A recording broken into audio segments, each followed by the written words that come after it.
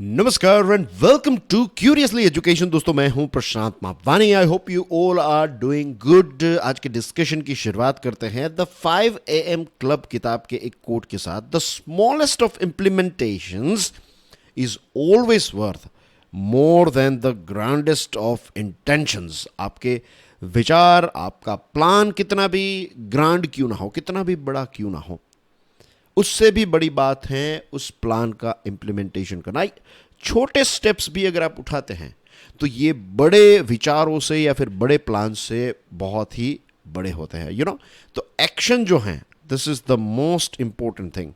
Planning भी important है, right, लेकिन सिर्फ प्लानिंग से कुछ नहीं होगा। आप कितने भी बड़े प्लान बना लीजिए, अगर आप उनको इंप्लीमेंट नहीं करेंगे, एक्शन नहीं लेंगे, तो फिर वो प्लान इल्यूजन ही रहेंगे, राइट, सिर्फ भ्रम ही रहेंगे और कुछ नहीं। दोस्तों, आज 7 सितंबर 2023 है, दिन है Thursday. First of all, let me wish all of you happy Janmashtami. Welcome to editorials and articles analysis. दोस्तों, आज हमारे टेबल पर काफ़ी सारे इंटरेस्टिंग आर्टिकल्स हैं। नरेंद्र मोदी साहब का फोटो यहाँ पर देख सकते हैं, ये आर्टिकल उन्होंने लिखा है। फिर जयशंकर साहब ने इस आर्टिकल को लिखा है। दोनों आर्टिकल्स जो हैं वो G20 के साथ जुड़े हुए हैं। फिर ये वाला आर्टिकल इंडिया और भारत की जो डिबेट चल रही है उसके बारे में हम बात करने वाले हैं। फिर ये वाला आर्टिकल जो है ना, दिस वन, ये विवेक काजू साहब ने लिखा है, जो पहले इंडियन फॉरेन ऑफिसर थे, इंडियन फॉरेन सर्विस में काम करते थे, राइट, IFS थे। और ये एडिटोरियल है द हिंदू का, इंडिया दैट इज़ भारत। तो इसमें भी कुछ एडिशनल पॉइंट्स हमें पढ़ने को मिलते हैं। ये bridging the malnutrition gap, the Bemetara, ये IAS ऑफिसर ने लिखा है। द हिंदू का ये आर्टिकल है, काफ़ी इंटरेस्टिंग है। अब आगे बढ़े उससे पहले एक बहुत ही इंपॉर्टेंट बात। दोस्तों, अगर आप ये वीडियो को पहली बार देख रहे हैं और अगर आप इस चैनल में नए हैं, तो लेट मी टेल यू, ये जो सीरीज़ है, this is A daily dose of current affairs for you, right. Most important चीज़ों को हम यहाँ पर डिस्कस करते हैं, थरोली डिस्कस करते हैं। इंपॉर्टेंट चीज़ें जो हैं वो आपको बताई जाती हैं। करंट अफेयर्स एक ऐसा विषय है कि इस पर अगर आपको महारत हासिल करना है, इसमें अगर अच्छी ग्रिप चाहिए, तो इसका एक ही रास्ता है, and that is consistency, right. Consistency breeds mastery. हर रोज़ वो चीज़ आप करेंगे, हर रोज़ करंट अफेयर्स को पढ़ेंगे, हर रोज़ इस वीडियो को देखेंगे, तो देखते ही देखते आपकी ग्रिप जो है वो काफ़ी अच्छी हो जाएगी। And let me tell you one more thing, इस वीडियो को देखने के लिए ऐसा कुछ भी नहीं है कि आपको एक्सपर्ट होना पड़ेगा, या फिर अगर आपने लेट्स से IAS का इंटरव्यू दिया है तभी आपको ये सारी चीज़ें समझ में आएगी। ऐसा बिल्कुल नहीं है। अगर आप बिगिनर्स हैं या फिर इंटरमीडिएट हैं या फिर एक्सपर्ट लेवल पर हैं, यू ऑल आर वेलकम। आप सभी को इस सीरीज से फ़ायदा होगा, राइट। तो अब हम इस पर्टिकुलर आर्टिकल से आज की शुरुआत जो है वो करते हैं, डिस्कशन की शुरुआत करते हैं, right. Under India's presidency, G20 has moved towards a human centric globalisation project. Prime minister Modi साहब ने ये आर्टिकल जो है वो इकोनॉमिक टाइम्स में लिखा है। वासुदैव कुटुंबकम से स्टार्टिंग होती है। इसका मतलब है पूरी ये दुनिया जो है, यहाँ पर ऐसा नहीं है कि कंट्रीज या नेशन नहीं लिखा है, राइट, वर्ल्ड कहा है।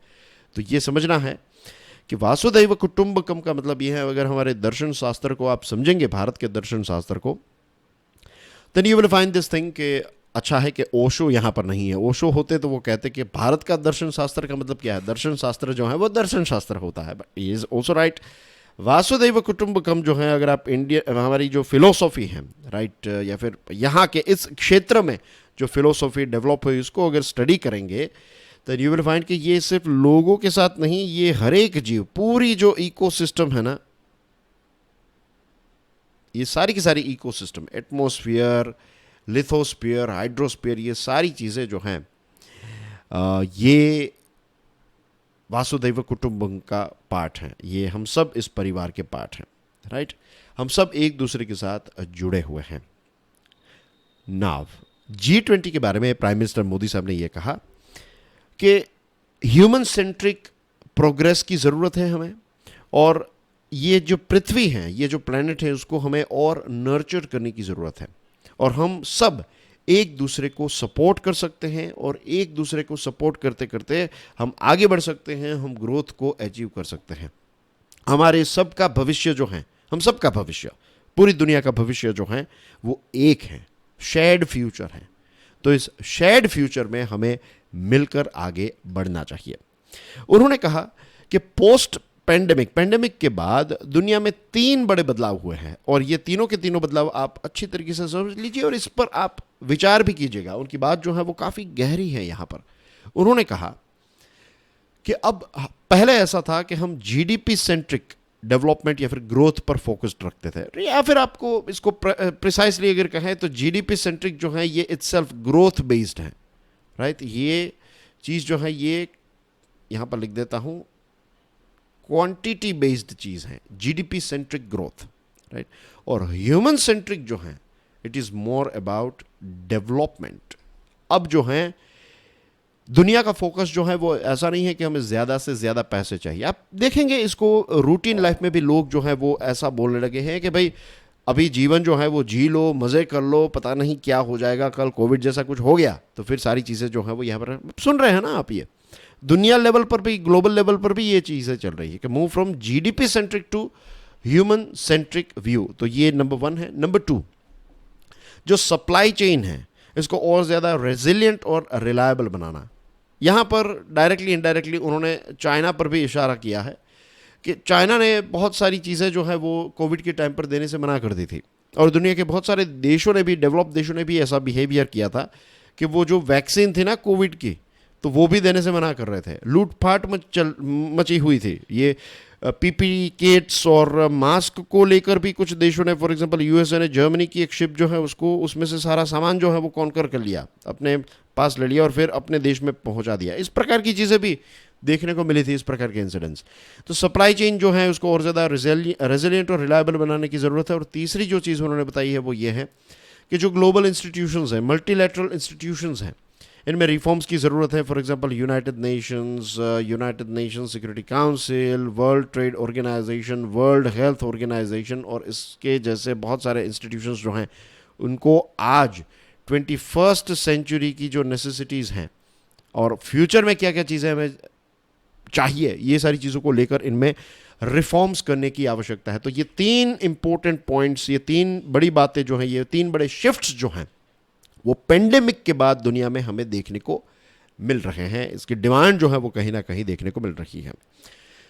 G20 के बारे में उन्होंने कहा कि जब भारत प्रेसिडेंट बना, दिसंबर लास्ट ईयर की बात है, इंडोनेशिया प्रेसिडेंट था, फिर उसके बाद भारत G20 का प्रेसिडेंट बना, तो उस समय पर मोदी साहब ने भी लिखा था, उस समय पर हमारे देश के प्राइम मिनिस्टर ने ये लिखा था कि अब माइंडसेट को बदलने की ज़रूरत है, राइट। और जो ग्लोबल एस्पिरेशन है, दुनिया के छोटे बड़े देश जो हैं, साइज़ में छोटे और बड़े जब हम बात करते हैं तो पॉपुलेशन वाइज बड़े हैं, लेकिन उनको डेवलप्ड देश नहीं माना जाता है, वो डेवलप्ड अभी नहीं हुए हैं। तो ऐसे ग्लोबल साउथ के जो देश हैं उनके विचारों को भी आपको इंपॉर्टेंस देना पड़ेगा। ये माइंडसेट चेंज करने की ज़रूरत है। पहला ऐसा था कि जो पावरफुल कंट्रीज थे वो जो कहते थे वही होता था, right. USA, Russia, China, UK, France, Germany, Italy, Japan, Australia, ये सारे जो देश है, कनाडा, ये सारे देश जो कहते थे वही दुनिया में होता था। मैं बेसिकली बता दूं आपको तो G7 जो हैं उन बहुत ही पहले G8 था, राइट। फिर रशिया ने यूक्रेन में 2014 में ये जो क्राइमिया कॉन्कर कर लिया, तो उसके बाद G7 बन गया। तो ये G7 G8 की काफ़ी दादागिरी चलती थी, लेकिन अब ये चीज़ें चेंज करने की ज़रूरत आ चुकी है और धीरे धीरे बदलाव भी आ रहा है।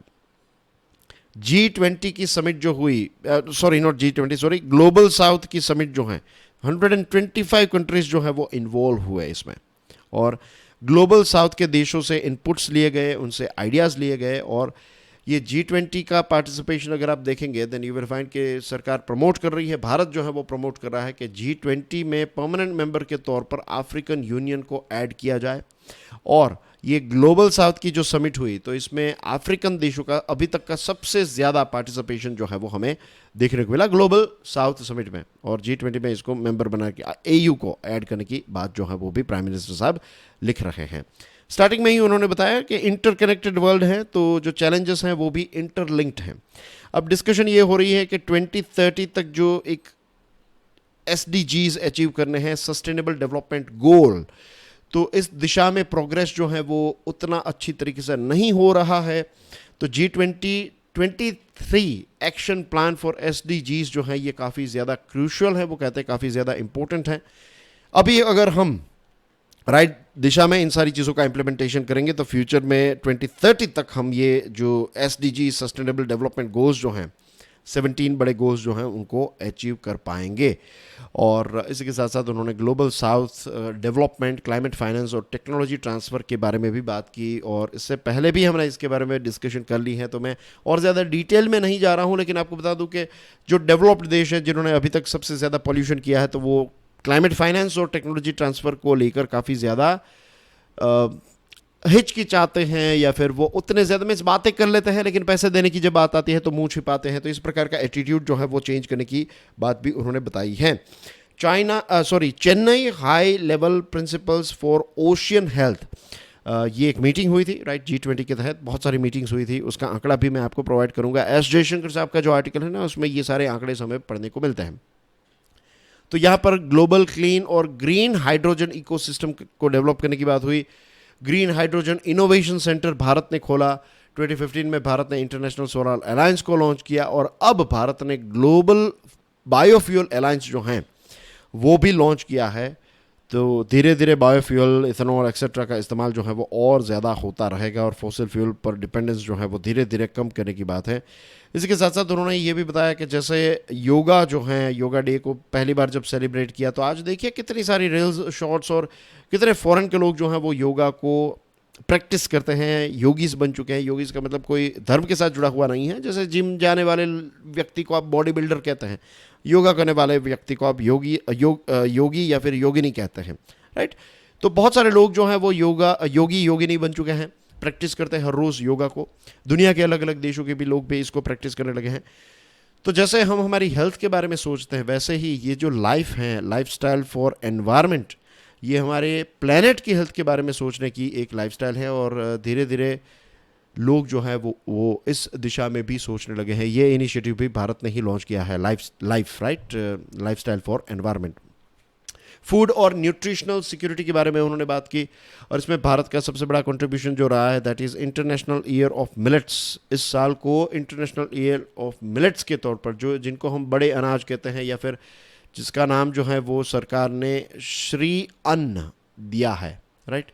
तो श्री अन्न जो है बाजरा, रागी, ज्वार, फिर दूसरी कौन सी चीज़ है, मक्का है, इसमें बहुत सारी ऐसी चीज़ें हैं, राइट, जिसको मकाई भी कहते हैं, राइट, कॉर्न बेसिकली। तो ये सारी चीज़ें जो है ये मिलेट्स का पार्ट है, और इनको उगाना भी इजी है।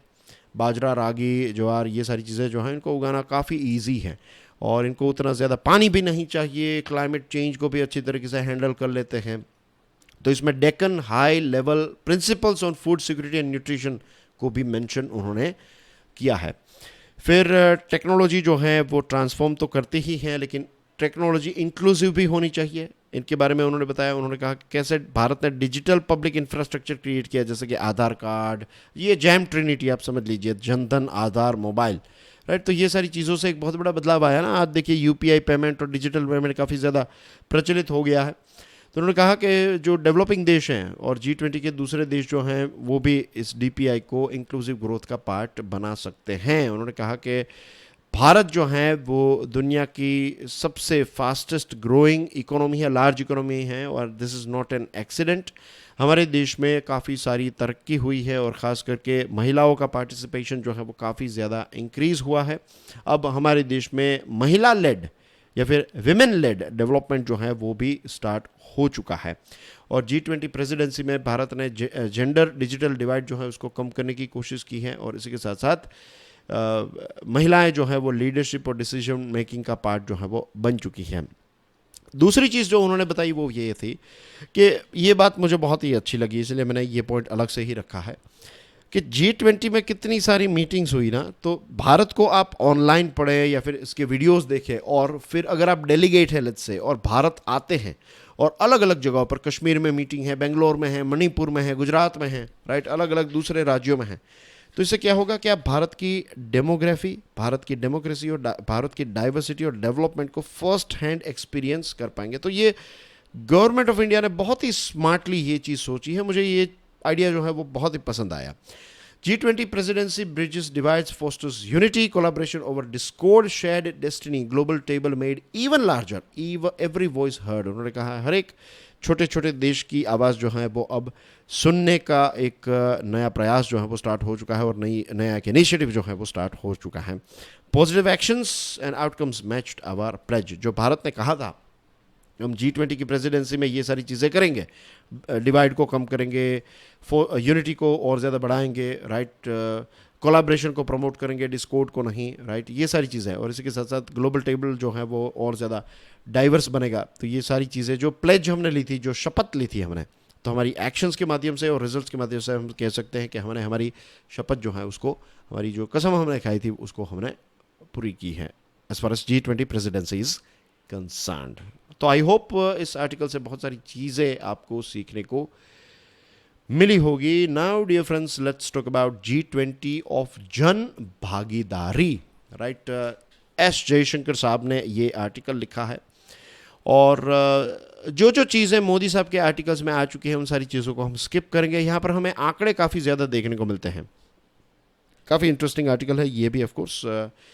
तो यहाँ पर भी ग्लोबल साउथ के वॉइस के बारे में बात की, climate action, finance, energy, SDGs, technology, ये सारी चीज़ों के बारे में उन्होंने बातचीत की है। उन्होंने कहा कि सबसे खास बात जो G20 की प्रेसिडेंसी की रही है दैट इज़ जन भागीदारी, राइट। बहुत सारे राज्य, बहुत सारे यूनियन टेरिटरीज जो हैं और उनके लोग जो हैं वो अलग अलग मीटिंग्स में पार्टिसिपेट करते थे, कुछ वर्ल्ड रिकॉर्ड्स भी तोड़े हैं। 220 मीटिंग्स हुई 60 सिटीज़ में, राइट, ये पूरे साल में 30,000 डेलीगेट्स आए और 1 लाख जितने पार्टिसिपेंट्स ने भाग लिया, और अलग अलग जगहों पर ये मीटिंग्स हुई। तो जो इससे पहले के आर्टिकल में हमने देखा ना कि पूरे देश को लोग देख पाए, पूरे देश को लोग फर्स्ट हैंड देख पाए, फर्स्ट हैंड फील कर पाए, this is a big thing. तो इसमें दो चीज़ हुई है, राइट। एक जो कहते हैं ना कि इंडिया जो है वो दुनिया के लिए रेडी हुआ है, और दुनिया जो है वो कहीं ना कहीं इंडिया के लिए रेडी हुई है। और अलग अलग जो अवेयरनेस के कैंपेन्स चल रहे थे, राइट, एजुकेशन मिनिस्ट्री ने जन भागीदारी के इवेंट्स ऑर्गेनाइज किए। 23.3 करोड़ पार्टिसिपेंट्स जो स्टूडेंट्स हैं, टीचर्स हैं, कम्युनिटी के लोग हैं, उन्होंने ओवरऑल पार्ट लिया, डायरेक्टली इनडायरेक्टली आप कह सकते हैं। बहुत सारी जगहों पर साइक्लोथॉन, मोटर बाइक रैलीज निकाली गई, इंफ्रास्ट्रक्चर को लेकर काफ़ी अवेयरनेस क्रिएट की गई। फिर भारत का जो कोऑपरेटिव फेडरलिज्म है वो काफ़ी ज़्यादा नज़र आता था। अलग अलग स्टेट्स, यूनियन टेरिटरीज जो हैं उन्होंने अपने अपने ट्रेडिशंस, अपनी अपनी अचीवमेंट्स जो हैं वो शोकेस की। बहुत सारे डेवलपमेंट के इनिशिएटिव्स हुए। लोकताक लेक जो है वो फिर से उसको रिजुविनेट किया गया।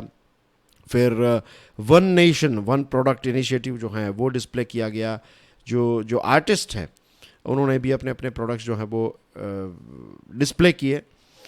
तो this are the things, right. Tourism promote हुआ, नेचर को काफ़ी ज़्यादा प्रमोट किया गया। सोशल मीडिया ने एक बहुत ही इंपॉर्टेंट रोल प्ले किया। 14 ट्रिलियन इंप्रेशंस हुई। मैं बहुत फास्ट नहीं जा रहा हूँ ना, मैं आपको मेन चीज़ें बता रहा हूँ, फिर आप इसको एक बार मीन्स आपको ये सारी चीज़ें याद नहीं रखनी, आपको इसका एक बिग पिक्चर जो है वो समझना है। एंड यहाँ पर एक चीज़ मेंशन हुई है, लंबानी आर्टिसंस। तो दोस्तों इनके ऊपर रिसर्च कीजिएगा, ठीक है। लंबानी आर्टिसंस पर आपको एक MCQ पूछा जा सकता है। वर्ल्ड रिकॉर्ड का पार्ट रहा है लंबानी आर्टिसन का एक योगदान। तो ये क्या है, ये सारी चीज़ें मैं आप पर छोड़ रहा हूँ, right. I want you guys to do a research on this thing. मुझे ये चीज़ जो है वो काफ़ी ज़्यादा इंपॉर्टेंट लगी। बहुत ही सटल येट इंपॉर्टेंट चीज़ है ये। बहुत सारे लोगों के दिमाग में से ये स्किप हो सकती हैं, ईजिली स्किप हो सकती हैं।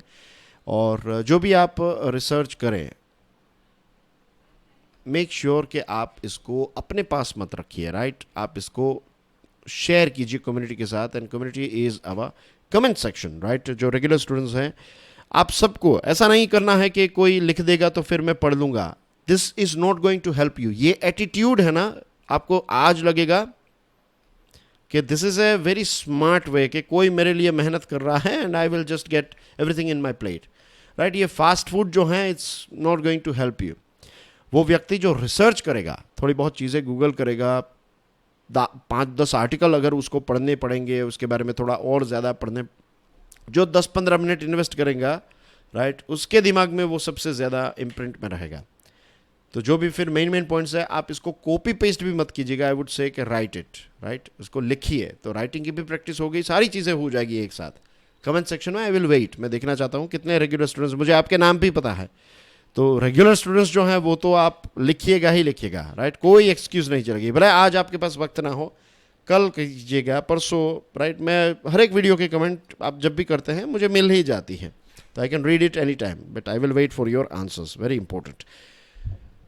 लाइफ फॉर इको फ्रेंडली, इसके बारे में हमने बात की, not going into the details. SDG के बारे में हमने बात की, राइट। बेसिकली प्राइम मिनिस्टर साहब, ये जो हमारे एस जयशंकर साहब, इन्होंने ये कहा कि PM Modi's people's presidency harnessing India's ideas and energies, ये जो G20 की प्रेसिडेंसी है तो ये पीपल्स प्रेसिडेंसी है, राइट। ये ऐसा नहीं है कि हमारे देश भारत की प्रेसिडेंसी है, ये लोगों का कंट्रीब्यूशन इसमें रहा, तो ये G20 पीपल हो गया। G20 इंडिया तो है ही, लेकिन G20 पीपल भी आप कह सकते हैं इसको। This is what he is trying to tell us, ठीक है।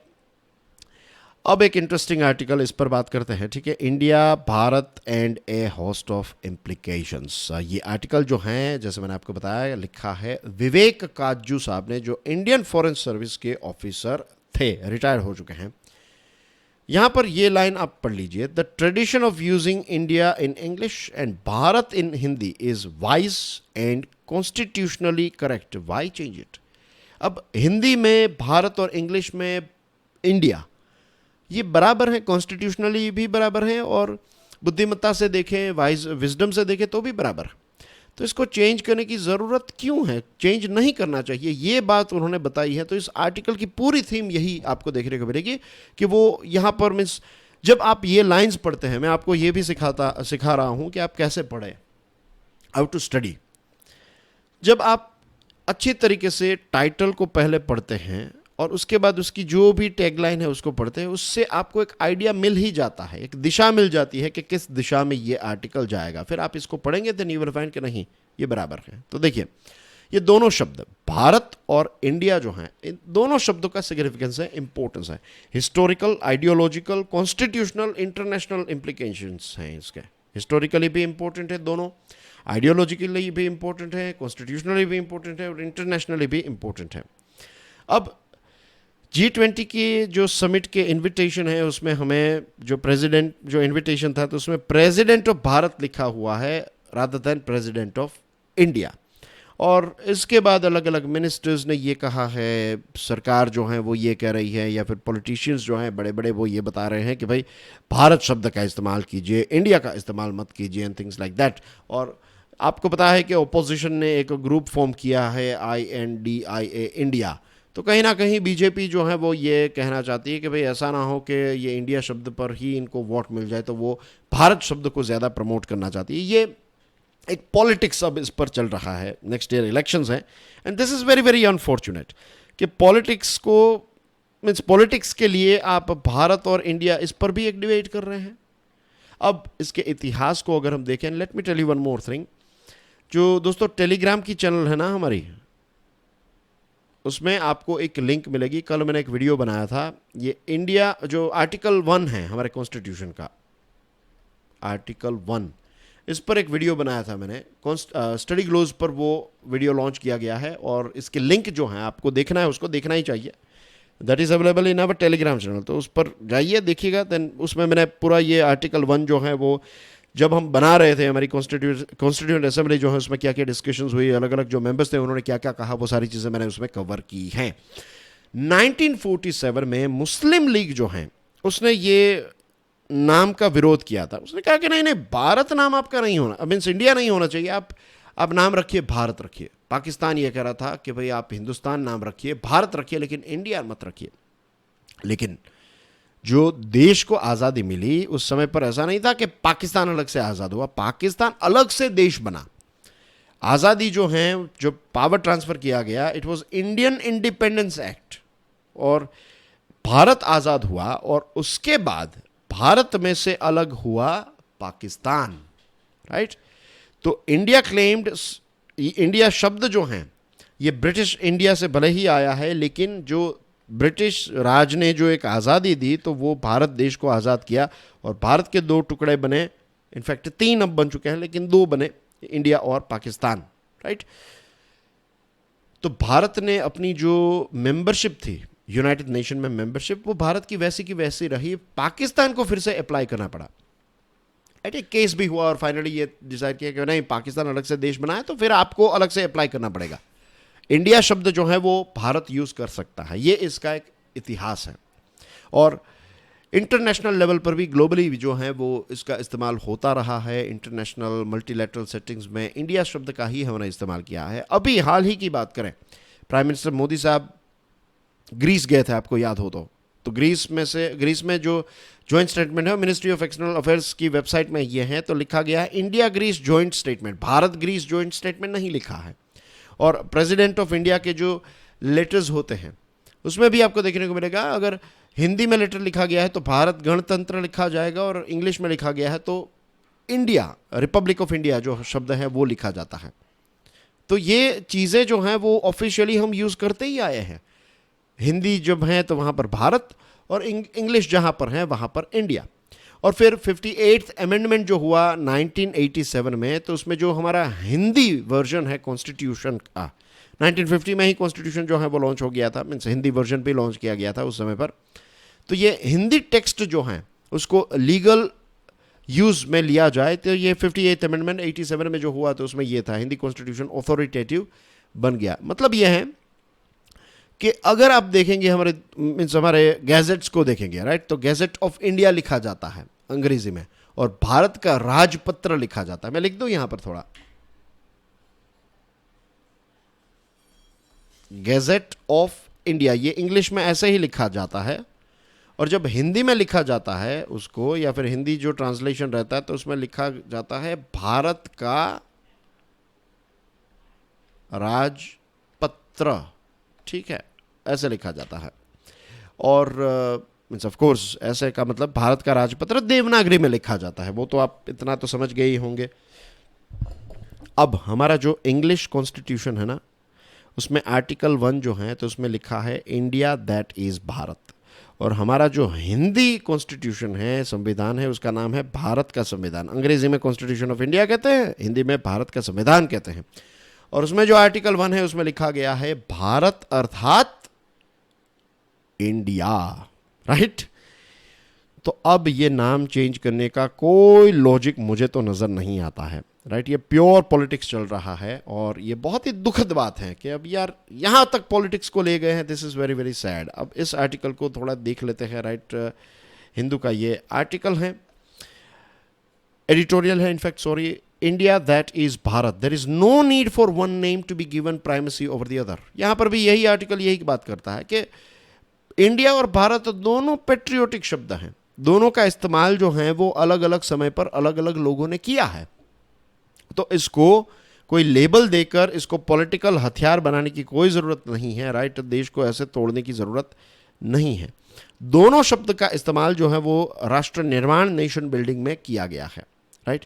अब कुछ लोग कहते हैं कि नहीं नहीं, फॉरेन की सारी चीज़ें जो है ना वो होनी ही नहीं चाहिए, फॉरेन के नाम जो दिए गए हैं उनको हटा दीजिए। लेकिन याद रखिए कि हमारे देश का जो इतिहास है, राइट, उसमें कितनी सारी डाइवर्स चीज़ें आई है, राइट। और सदियों से ये सारी चीज़ों की वजह से जो भी एक फ्यूजन क्रिएट हुआ है, जो भी एक नई चीज़ पैदा हुई है, जो भी इंटरेक्शन से एक नया बदलाव आया है, ये सारी की सारी चीज़ें हमारे देश में हुई है, हमारे देश का इतिहास का पार्ट है। तो वो अब फॉरेन नहीं रहा, उस समय पर वो फॉरेन था, लेकिन अब वो हमारे देश का इतिहास बन चुका है, right. That is part of our country. तो वो हम उसको ऐसे त्याग नहीं, मीन्स इसको छोड़ देना या फिर उसको नफरत की निगाह से देखना, that is not right.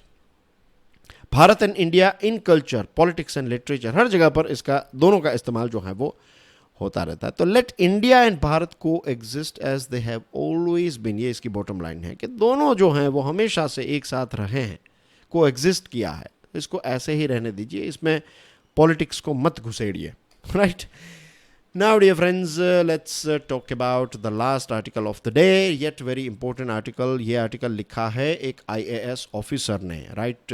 Bridging the malnutrition gap the Bemetara way, nutrition counseling is a simple but powerful strategy as the experience in this district। ये जो बिमितारा है ये छत्तीसगढ़ का एक डिस्ट्रिक्ट, एक जिला है, और यहाँ पर ये चीज़ देखने को मिलती है कि न्यूट्रिशन का काउंसलिंग अगर आप करेंगे तो ये एक बहुत ही पावरफुल स्ट्रेटेजी हो जाएगी। ये माल न्यूट्रिशन जो है ना, कुपोषण को ख़त्म करना है, तो nutrition counselling is most important. ये रहा वो आर्टिकल, लिखा है Suruchi Singh, Indian administrative service officer of the Chhattisgarh cadre के हैं ये, राइट। अब हर एक सरकार जो है, चाहे राज्य लेवल की हो चाहे नेशनल लेवल की हो, चाहती है कि ये फूड सिक्योरिटी हम मेंटेन रखें और इसी के साथ साथ न्यूट्रिशनल सिक्योरिटी पर भी जोर दें। अब बच्चों को मिड डे मील्स मिलने लगे हैं, पब्लिक डिस्ट्रीब्यूशन सिस्टम जो है वो काफ़ी ज़्यादा इंप्रूव हो चुकी है, आंगनवाड़ी सेंटर्स जो हैं वहाँ पर भी नरिशमेंट मिल रहा है। पोषण अभियान के तहत आंगनवाड़ी सेंटर में काफ़ी सारी चीज़ें खाने पीने को मिल जाती हैं। फिर एड ऑन्स किए गए हैं, एग ऐड किया गया है, बनाना, प्रोटीन पाउडर, फोर्टिफाइड फूड दिया जाता है, राइट, ये सारी चीज़ें। और छत्तीसगढ़ की जो सरकार है उसकी मुख्यमंत्री सुपोषण योजना, तो इस प्रकार की राज्य की भी कुछ योजनाएं जो हैं वो चलती रहती हैं, राइट। अब हमारे यहाँ पर एक चीज़ हुई है, फूड सिक्योरिटी जो है उसको हम अचीव करते जा रहे हैं, लेकिन न्यूट्रिशन सिक्योरिटी में आज बहुत ही हम पीछे हैं। मीन्स आपको पेट भर के अच्छी क्वांटिटी में खाना मिल गया, that is a good thing, लेकिन बैलेंस्ड डाइट जो है that is very very important. हमारे इस शरीर को कार्बोहाइड्रेट्स भी चाहिए, प्रोटीन भी चाहिए, विटामिन्स भी चाहिए, मिनरल्स भी चाहिए, राइट, एवरीथिंग इन फैट्स भी चाहिए, राइट। तो ये सारी चीज़ें ज़रूरी हैं। कुछ लोग क्या करते हैं, बॉडी बिल्डिंग के पीछे पड़ जाते हैं तो सिर्फ प्रोटीन ही कंज्यूम करते हैं, कार्बोहाइड्रेट से दूर चले जाते हैं, या फिर ना के बराबर कार्बोहाइड्रेट्स खाते हैं, उनका दिमाग सटक जाता है। ट्रस्ट मी, राइट, दिमाग चिड़चिड़ा हो जाता है if you don't consume carbohydrates. और इसके अलावा बहुत सारी चीज़ें भी होती हैं। तो न्यूट्रिशन को अचीव करना है, means food security is important, लेकिन फूड के साथ साथ न्यूट्रिशन सिक्योरिटी भी बहुत ही इंपॉर्टेंट है। और ये सारे इश्यूज इसलिए हो रहे हैं क्योंकि क्या खाना चाहिए क्या नहीं खाना चाहिए इसको लेकर आज भी उतनी अच्छी नॉलेज नहीं है, बहुत सारे मिथ्स भी हैं। और इसी के साथ साथ प्रोसेस्ड फूड जो हैं इन्होंने चीज़ों को काफ़ी ज़्यादा ख़राब किया है। तो न्यूट्रिशन काउंसलिंग से एक बहुत बड़ी मदद मिल सकती है। यहाँ पर यही चीज़ जो है वो की गई। यहाँ पर क्या किया गया कि न्यूट्रिशन काउंसलिंग जो है उसको प्रमोट किया गया और जो स्टाफ है उनको ट्रेन किया गया और फिर इसका इम्प्लीमेंटेशन जो है वो किया गया।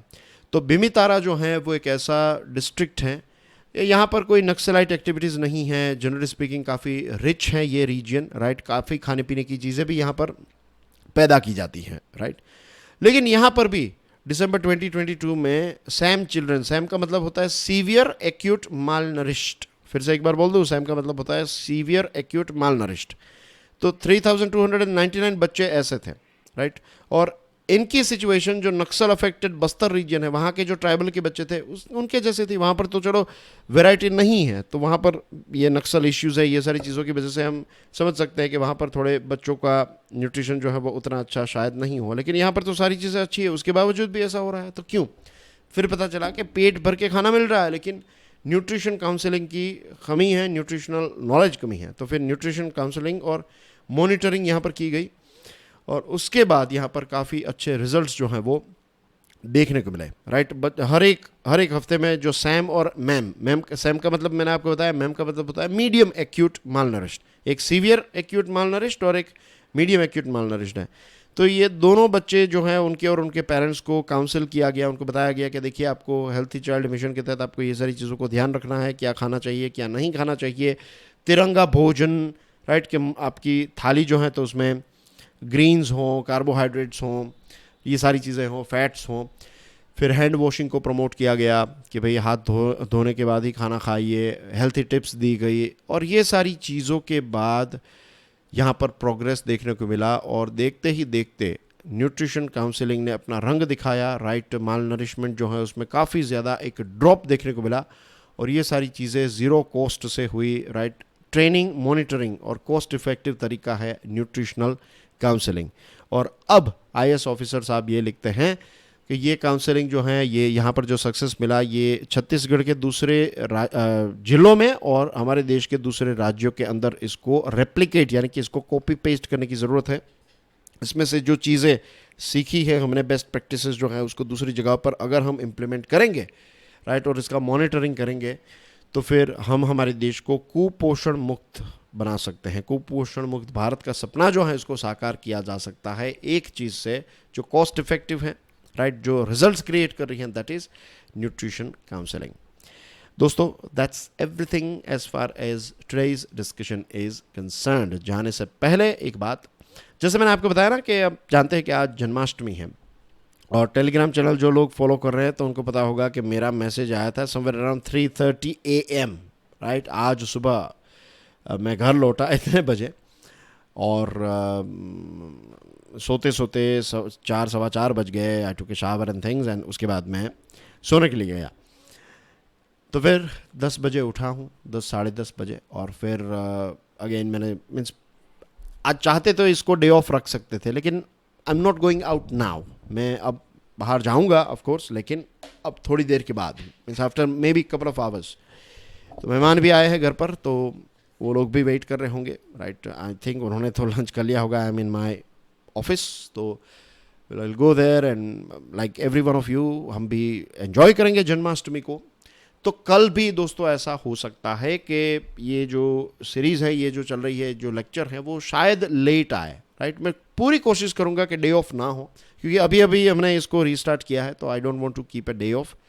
लेकिन यहाँ पर त्यौहार चल रहे हैं, यू नो, सौराष्ट्र जो हैं, तो वहाँ पर इसके बारे में मैंने कल भी बताया था। तो यहाँ पर हर कोई जो है वो छुट्टी मना रहा है, तो this is the time, right. I don't want to miss it, right. I have to keep a balance between work as well as personal life, right, isn't it. तो शायद लेट हो सकता है, कोशिश करूंगा कि डे ऑफ ना हो। अगर डे ऑफ रखा जाए फॉर वट एवर रीज़न, तो फिर मैं टेलीग्राम चैनल पर आपको इन्फॉर्म कर दूंगा, राइट। तो कल फ्राइडे है, सैटरडे संडे, संडेज को तो वैसा लेक्चर नहीं होता है, तो सैटरडे, ये 2 दिन है। फिर मंडे से, now keep this thing in mind, right. Let me see कि मंडे को कौन सी डेट है, just a second, right. Monday से यानी कि next week, where is the calendar, here we go. एक सेकंड दोस्तों, bear with me, right. 11th सितंबर 2023 से चीज़ें जो हैं वो बैक टू नॉर्मल हो जाएगी। आपको 9 बजे से पहले पूरी कोशिश की जाएगी कि 9 बजे से पहले रेगुलरली आपको ये वीडियो जो है वो मिल जाए, right. This is the time of this series. फिर धीरे देखेंगे आगे, इसको और ज़्यादा अर्ली किया जा सकता है, लेकिन अभी मैंने टाइम रखा है, दैट इज़ रफली 9 बजे। और मेरा थोड़ा अलग रहता है, यू नो, मैं अलग अलग न्यूज़पेपर्स में से आर्टिकल्स जो हैं, इंपॉर्टेंट आर्टिकल्स को शेयर करता हूं आपके साथ। जैसे जो जयशंकर साहब वाला आर्टिकल था, वो टाइम्स ऑफ इंडिया का आर्टिकल था। मोदी साहब वाला आर्टिकल जो था आज का, वो इकोनॉमिक टाइम्स से था, और बाकी के 3 आर्टिकल्स जो थे वो द हिंदू न्यूज़पेपर के थे। तो इस प्रकार की जो डाइवर्सिटी है वो आपको आई डोंट थिंक जो कहीं और पर मिलेगी, राइट। तो इसमें वक्त लगता है। सिर्फ न्यूज़ हैं अगर, और एडिटोरियल्स पर से आर्टिकल्स को ऊपर ऊपर से बता दिया, तो आई कैन डिलीवर इट 7:30 आराम से। न्यूज़ में मीन्स मुझे चुटकियों का काम है मेरे लिए। आर्टिकल्स और एडिटोरियल्स जो सबसे डिफिकल्ट चीज़ होती है न्यूज़पेपर में, उसको अगर हम एनालाइज कर सकते हैं, तो फिर न्यूज़ जो है it is very very easy, trust me, right. I can start at, like अगर मैं 5 बजे स्टार्ट करूँ तो 6 बजे वीडियो आपको मिल जाए। लेकिन इट्स नॉट अबाउट सबसे तेज, सबसे पहले, it is about the quality, you know, that is the most important thing. So this is the plan. Anyways, में बहुत बात हो गई, राइट। अब I must take your leave. I see you soon. God bless you all. May Lord Krishna bless us all. हम सबको भगवान कृष्ण जो हैं वो आशीर्वाद दें, यही मेरी प्रार्थना है, यही मेरी दुआ है। हैप्पी जन्माष्टमी। जय हिंद।